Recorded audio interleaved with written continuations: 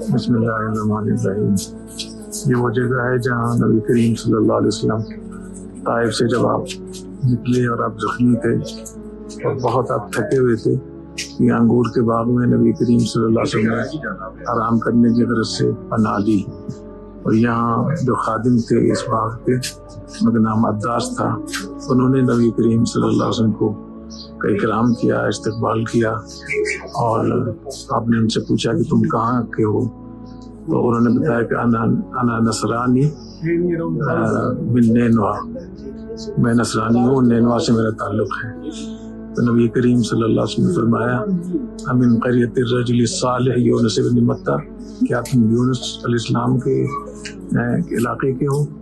تو انہوں نے کہا کہ آپ کو کیسے معلوم ہوا کہ یونس بن متہ تھے؟ تو نبی کریم صلی اللہ علیہ وسلم نے فرمایا کہ وہ اللہ کے نبی تھے اور میں بھی اللہ کے نبی ہوں۔ اس پر حضرت عداس جو تھے وہ نبی کریم صلی اللہ علیہ وسلم کے پیروں میں گر گئے اور آپ کے پیروں کا بوسہ لیا اور اسلام قبول کیا۔ اس لیے اس مسجد کو مسجد عداس کہتے ہیں۔ مشہور ہے کہ وہی جگہ ہے، یقینی طور پر یہ بات کہنا مشکل ہے لیکن شہرت یہی ہے۔ تو آج ہم یہاں آئے مسجد عداس میں تاکہ ہم یہاں اس تاریخی جگہ کا بھی زیارت کر سکیں۔ السلام علیکم۔